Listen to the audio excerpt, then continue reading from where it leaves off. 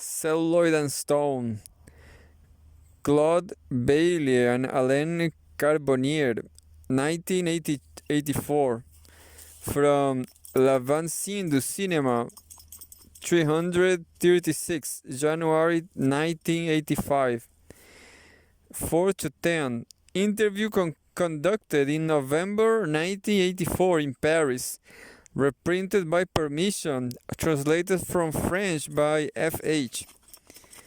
Eric Rohmer's corpus has been frequently commented upon mainly in terms of its elegant simplicity and the subtle psychology of his characters. We preferred to take a different path in our interview, concentrating on the spatio-temporal environment in which his films take place and the urban perimeter that they circumscribe. Architectural and filmic space are linked. What secret alchemy does Rohmer use? Question. We have the feeling that you have since your first film been interested in questions of architecture, space, and notably urban space, and their relationship to the cinema. Is there an interesting project for a filmmaker there, and for you in particular? Eric Rohmer. Yes, and I'm happy to be asked the question. I've often wondered if my interest in urban planning is demonstrated in my films. It seems some viewers are sensitive to this. Question. Some great films address these issues. Metropolis, Lang 1925, The Fountainhead, Vidor 1949, Land of the Pharaohs, Hawk 1955. Eric Rohmer. Fritz Lang is essentially a filmmaker for whom architecture is really important. Now, strangely, I'm more interested in Murnau than Lang. Murnau is more of a visual artist than an architect. I think in general one can distinguish two types of filmmaker: painters and architects. There are those for whom space exists before you film, and those who intend a space during filming, and those who conceive a space that no longer has anything to do with the real space. For the former, the architects, the cinema's aim is to make a pre-existing space live before our eyes, a space in which the distances and relations between objects resemble those of the real world. This is the space that belongs to Fritz Lang, to Renoir, and to Rossellini. I certainly belong to that group. Question. How does that work for the genesis of your films? Do you have an exact idea beforehand of the space your characters are going to inhabit? Eric Rohmer. It depends. Sometimes the space is written into the script. Sometimes it only appears in the mise-en-scène. Let's take the case of The Sign of Leo, my first feature-length film. It's clear that the story was written to take place in Paris, and the film could only be made in Paris, and even only in some specific areas of Paris. It's the same for The Girl from the Monsieur Bakery. Even though it would theoretically have been possible to situate the story in a different arrondissement of Paris, my character goes around the district. That was a problem that was difficult to solve as well, because you can't show a circular journey on the screen, as the screen is flat. Straight lines become confused with circles. I made this difficulty work for me in Percival. I only had circular journeys, and I turned them into straight lines. In Monsieur Bacquerie, I found it difficult to show a person turning in ever decreasing circles. I don't know if the viewer will have understood the trajectory. In the films I've just quoted, the space was there before and simply had to conform to it. In Claire's Knee, the script only found its definitive form when I saw the places where we're filming. Then there are films such as La Marquise de O, where space isn't that important. I'm not talking about the movement of people in the frame here, but the exterior, which could easily have been elsewhere. It is tempting to say that there are films where space is open and there are films where the space is closed, but things are more complex than that. For example, Percival seems quite open because of the hero's progress, but in fact he doubles back on himself. When he finds the Grail, he meets the same characters again, such as Lord Gelot, de Alain, the maiden on her horse. He also turns into circles. I exaggerated this by having a circular set. In the comedies and proverbs, space is both part of the script and part of the mise-en-scene. Even if one could conceive of the aviator's wife in a park other than the Buttes Chaumont. In a good marriage, space is more contingent, but I did have to find a provincial town within a certain distance of Paris. The mise-en-scene enriches the space, even if it doesn't order it. Question: you only film rarely in studios? Eric Rohmer: very rarely, in fact. I have barely filmed in studios other than for my night at Mods, because I found it difficult to find a flat that had the properties that Mod's flat needed to have. There is a studio scene in Love in the Afternoon, because I wanted a particular arrangement of windows looking out onto the street and two juxtaposed offices. In nearly all my other films, I took flats as I found them and sometimes modified my plots as a consequence. Question: we are struck by the fact that your characters aren't trapped or in prison, the exact opposite of those of Fritz Lang, for example. Even if they turn in circles, they move, they walk. You show them on bicycles, on trains, etc. Eric Rohmer: yes, you are right. I have a soft spot for people on the move. Question: usually in the cinema, to signal a change of location, we see a map with a dotted line or a moving train. In your work, there is a particular focus on movement, on characters walking or running. Eric Rohmer: yes. What should I say? All I can say is that in my latest films, and perhaps even in my first, the characters question the place where they live.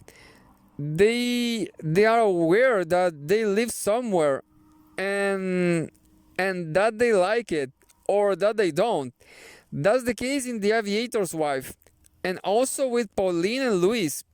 It's the conflict between mobility and fixity. Question: well, Pierre Weserlin in The Sign of Leo, as a result of wandering about, becomes a tramp. Eric Rohmer: yes, he's the mother figure of my films. Question: in Place de Etoile, this becomes frankly obsessive. Eric Rohmer: oh, I think I will say abstract. or expressionist if you prefer. Question. You could have used an aerial view to show your hero walking around the place, but you stick to his steps. Eric Rohmer. It would have made things easier to have taken a wide view, to have used a helicopter or something like that. I don't actually like those kinds of procedures, which are very common in the cinema. So, what if I create difficulties for myself? I like finding original solutions. Question. When you say you don't like filming in studios, is that mainly for economic reasons? Eric Rohmer. It's true that filming in studios is expensive, but that's not the only reason. The real reason is that I am inspired by places. They give me ideas. What pleases me in the cinema is contact with reality. Question.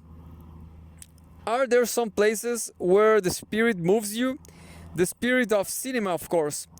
Eric Rohmer. The spirit can be moved anywhere. There are no unfilmable places. Even the ugliest, most disagreeable places can be filmed. There is no architecture that isn't interesting somehow, even if it's unpleasant at first sight.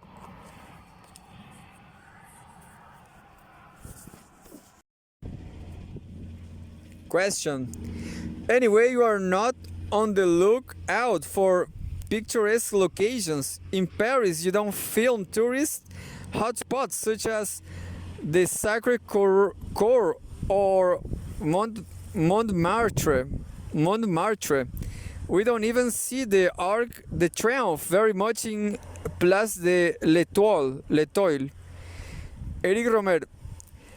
I'm not sure. When we are young critics who first started reading about cinema, we thought that French filmmakers didn't show Paris enough, whereas American filmmakers did really well, even if it was in the form of clichés such as the Eiffel Tower or the Arc de Triomphe.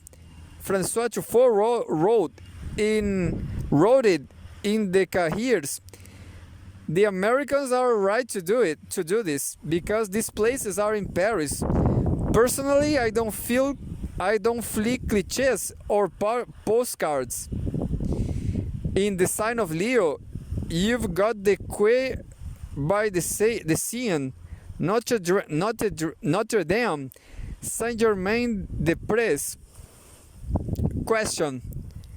For The Aviator's Wife, did you think straight away of the park at Buttes-Chaumont?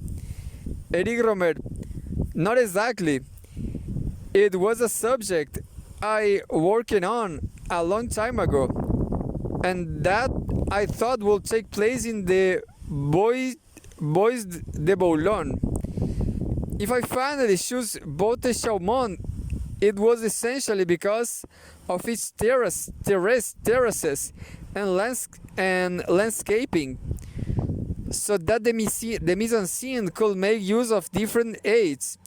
There aren't many steep, sloping sites in Paris, and I played on the mountainous aspect of the location that wouldn't have been available in the Bois de Boulogne, which is a lot flatter. Question. It isn't just Paris, you pay attention to the provinces as well. Eric Rohmer. I am particularly looking for variety. I'm constrained by it to the extent that my teams share an identity and several of my films embroider the same theme. It was the rule in the Moral Tales, so diversity was brought by the places, to the extent that I could have called my film after the places they were setting: Annecy, Clermont-Ferrand, Buttes-Chaumont, Granville, Marnay-la-Vallée, I am from the provinces, like most Parisians, and it is a fact that people who are not born in Paris prefer Paris to those that are. I like Paris, and I am in content when my film occur in Paris to show the city with a certain insistence. In the provinces, my choices have been dictated by chance. I'm not particularly attached to places I know. I haven't shown places that I'm nostalgic for. It was above all dependent on shooting facilities that were given to me and collaborations that occur on site. Question: do you prefer the town or the countryside? Eric Rohmer: here's another question I find it difficult to answer. I think I prefer the countryside, but I like living in a city. What I don't like is average city towns, the between the two. I like capital cities. On the other hand, I don't see myself as a painter of provincial life. In my films that take place in the provinces, I prefer the people on the margins who aren't attached to their milieu. Take for example La Collectionneuse or even My Night at Mods. If I show places, it's from the outside, from the point of view of someone who isn't fully integrated. I am not a painter of habits of either Paris or the countryside.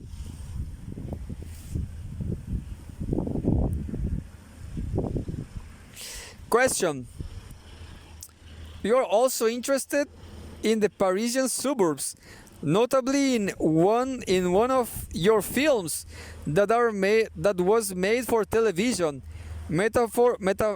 Métamorphose du paysage industriel, Metamorphosis of the industrial landscape. Eric Rohmer: it's true that the banlieue offers excellent material for a filmmaker. First, because thousands of people they live there. Next, because it's a newer and more varied decor than Paris. There are more and more films where the action happens in the banlieues, crime films in particular, doubtlessly because it is easier to film violent scenes there. I've noticed I haven't given enough attention to the banlieue in my own films, and I want to rectify that. Question: are you bothered by the nightmarish tower blocks of certain suburbs? Eric Rohmer: I forbid myself all criticism. I show things. I give things their chance, if I can say that. I have no a priori opinion on places. They take a test. Like people, are they photogenic? There's a Godard film I like a lot. 2 or 3 things I know about her. Godard filmed the most bleak and awful things, and succeeded in making them live, in giving them their own beauty. Perhaps he criticizes them as well. With Godard, one never really knows if he is for or against, and that's what's fascinating. With a panoramic shot over a tower block in Cerceles, one can make a sublime image, and it is Godard who has achieved this.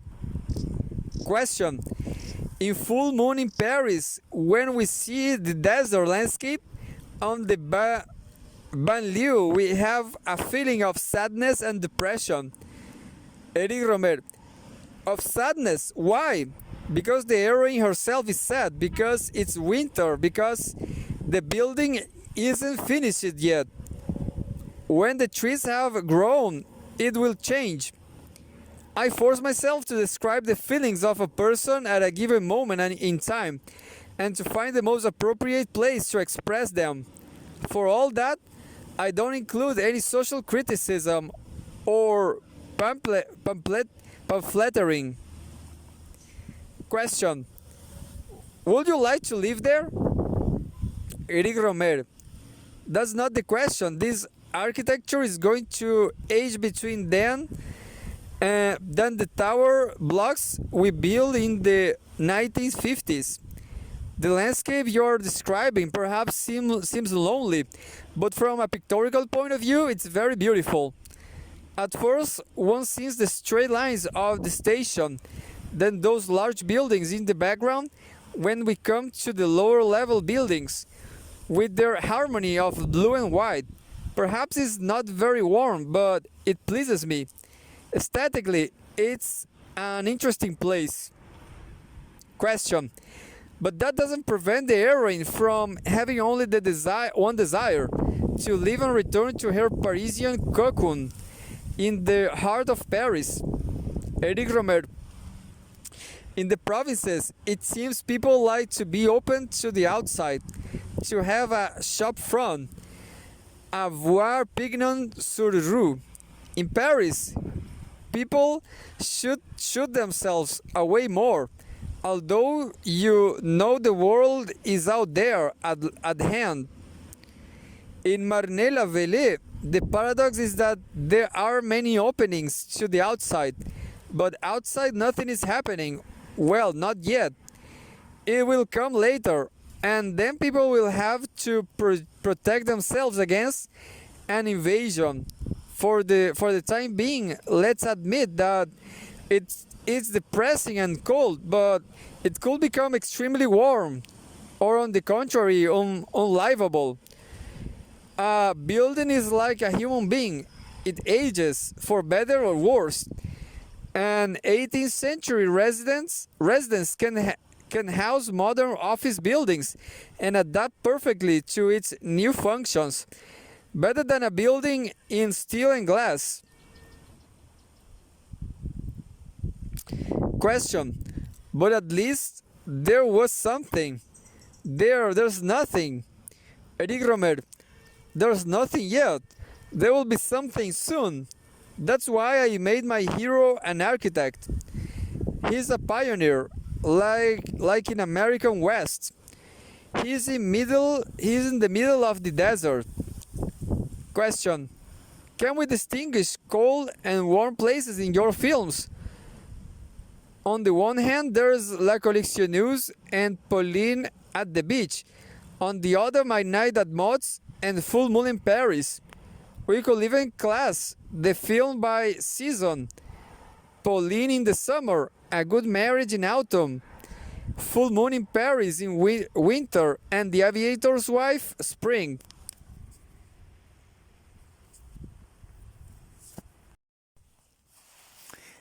Eric Rohmer: it's a seductive idea, but it's not as simple as that. The Aviator's Wife was filmed in September. But it's true, it could have happened around the end of May, start of June. Question: we weren't just thinking about simple temporal issues. Your characters and stories are affected by season, a bit like Lola Montez or Autumn Sonata. Eric Rohmer: I've simply had the privilege of nearly always being able to shoot my films on the dates indicated in my shooting schedule. So I know what season they'll take place in. Truthfully, I like to be able to slip from one season to another. I tried a little in Love in the Afternoon, where we see autumn, winter, and spring, the shooting of the film having been spread out over rather a long period. I did like at the end of September, another section in December, and another in March-April time. I had coldness and greenery, and I played on the contrasts. In A Good Marriage, you might notice that at the start we are in summer, and at the end, when the heroine goes to the lawyer's office on Boulevard Raspail, the wind shakes brown leaves. and that sequence was filmed at the start of November for full moon in Paris. I marked the months, and I will have liked the film to finish in springtime. Finally, however, I stuck to the period of November-February, and I didn't play on the change of the seasons. In my night at Mods, I had snow. We didn't take a big risk because we could have had a winter without snow, and I didn't want to use false snow at all. For La Collectionneuse, we filmed it in June, but the midi area of France makes it feel like high summer.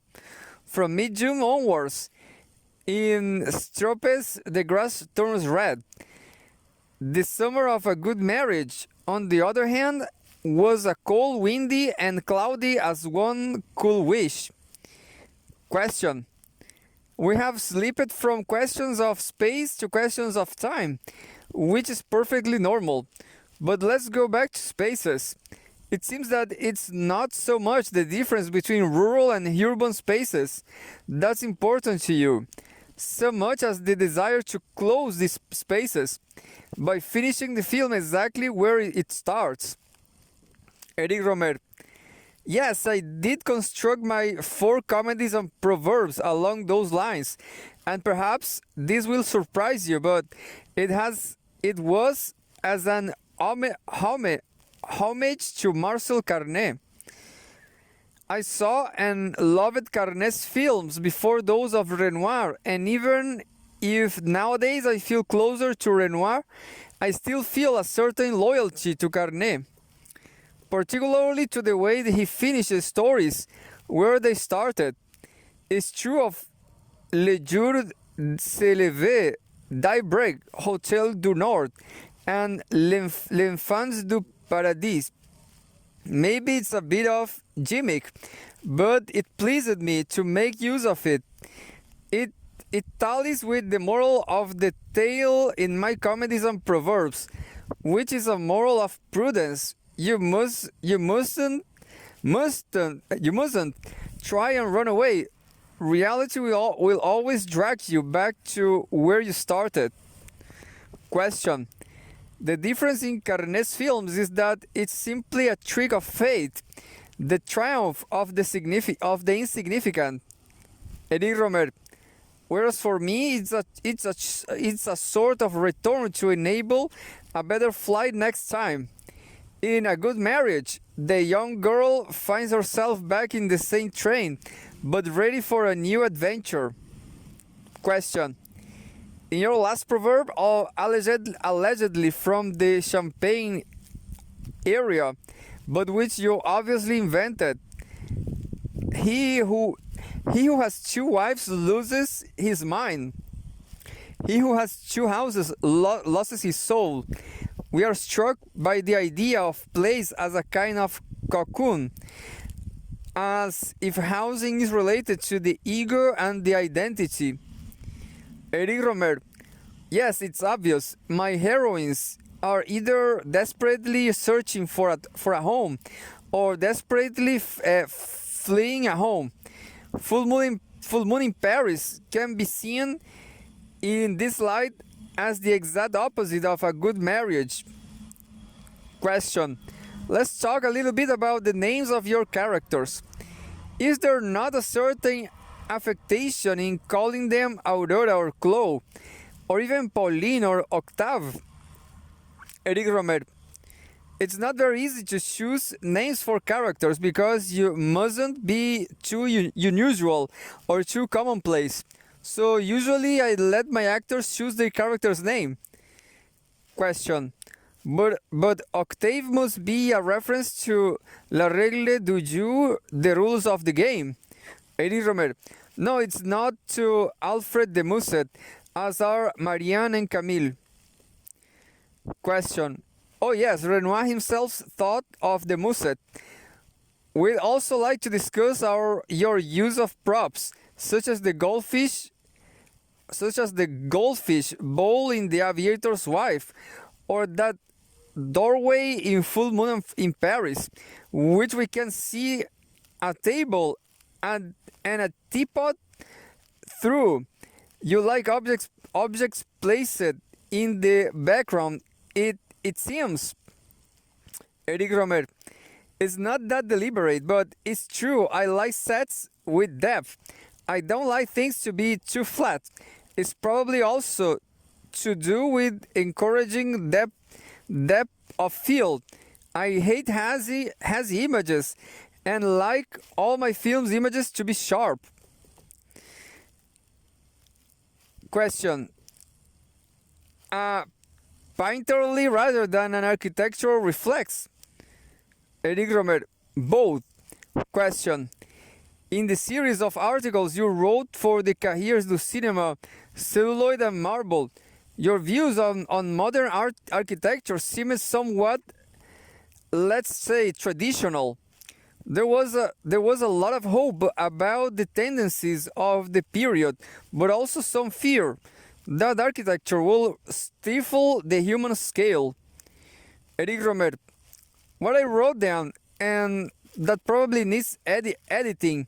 A lot of architects think today Bauhaus and Le Corbusier were of their time.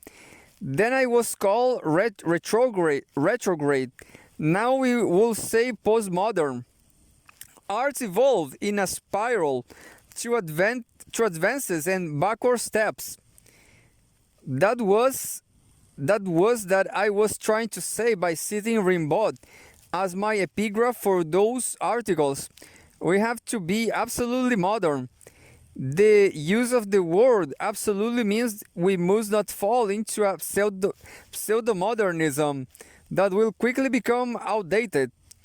Today, it is not the towers at La Défense which are modern, but perhaps the small buildings at Marne de la Vallée, which are real houses and not machines for living in.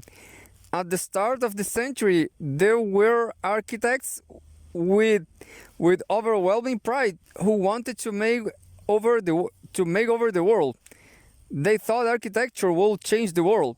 People don't think that anymore. Their successors have had an important lesson in modesty. They no longer proclaim that people must change to suit the architecture. They have understood that architecture must adapt to people. I never say anything else. Question. In your work as a filmmaker, which of the arts do you feel closest to? Architecture, painting, literature, or theater? Eric Rohmer. I hope to above all be a filmmaker, but you have to distinguish several stages. During the script stage, I am above all a writer. Then when the mise en scene is developed, in the choice of settings and their organization, I feel more like an architect. I only use a set designer for studio studio-based work. The only exception was my last film, for which the sets were decorated by Pascal Augier. Question. Can we conclude with a play on words, another false proverb which could sum up our conversation? To live happily ever after, you must keep a house. Eric Rohmer. Yes, but the reverse proverb could be true too. There's not just a moral in the tale. There's poetry too. Question. Do you mean that the moral is security, but the poetry is risk? Eric Rohmer. I want to express it in rather more geometric terms. There's the stable and the unstable, immobility and change. Louise in Full Moon in Paris says, at one point that she has itchy feet. The heroine of my next film will have itchy feet too, trying to find someone stability in her life.